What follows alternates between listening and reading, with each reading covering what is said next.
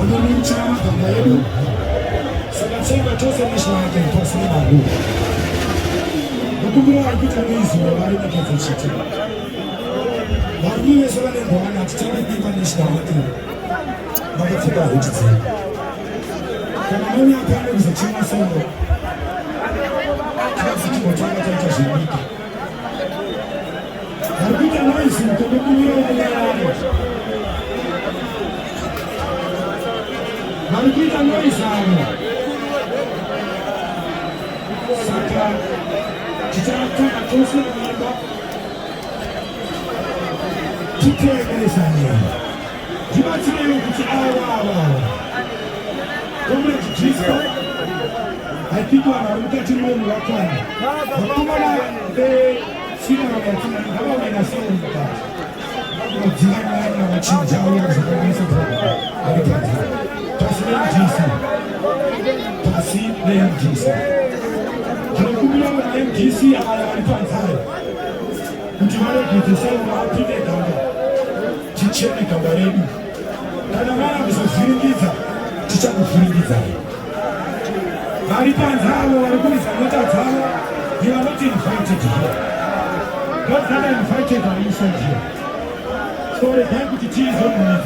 So we never take us. We are not going to do that.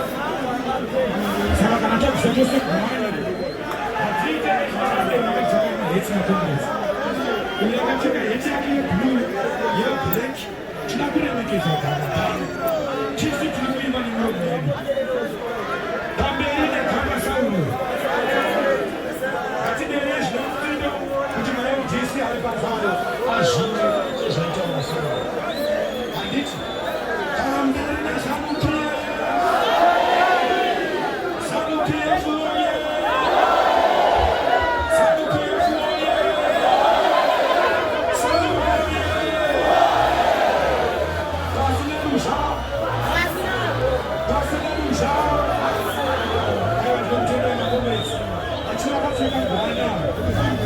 What's up, big brother?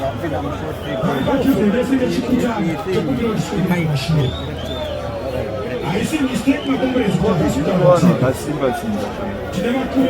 Ndio kisimba ni mkono. Makuru cha hiyo. Waniti. Tunatumia tutenge program. Makoma na ina tunatumia wewe sawa mtaji. Bali kwanza hao tutenge program. Saka.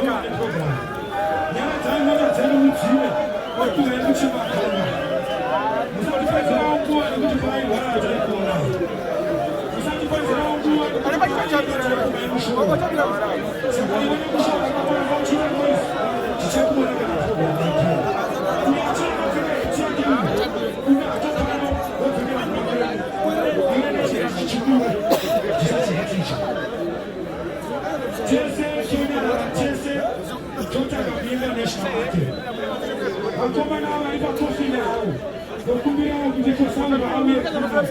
hapana tunataka hapana kana mchini tarusha mchini kwa chaka patie basi bwana sasa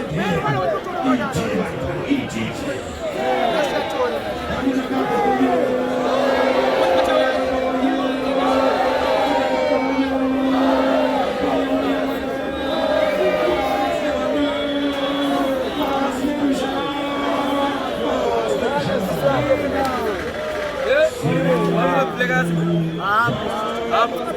Hasa ngasema watu wameona na muda.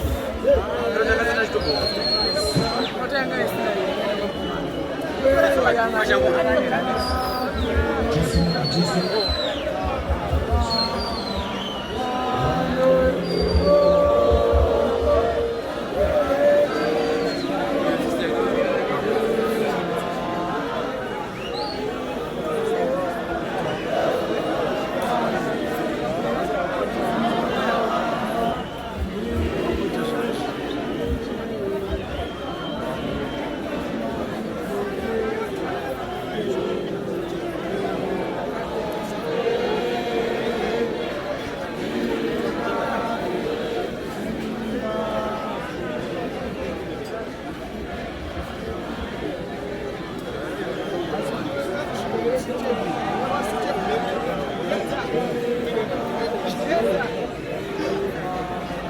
Thank